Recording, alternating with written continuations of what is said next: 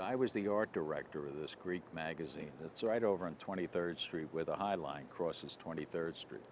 It was called Atlantis. And the editor was the son of the owner. He couldn't read Greek either. So the two of us, you know, you might start a story about Melina Mercouri and it would end up being about the island of Mykonos or something. We didn't know what we were, you know, putting out. So he came up with the idea, why don't we put something in English every month? And I said, well, yeah, well, that sounds good. Who would write it? He said, why don't you write it? I said, well, what would we write about? I don't know, think of something. So I wrote a piece about my friend Jose Torres, who the book is dedicated to, Tabloid City, who died a couple of years ago. And he was then a young, hot fighter. And I went to see him at the gym on 14th Street and talked to him and interviewed him as best I could.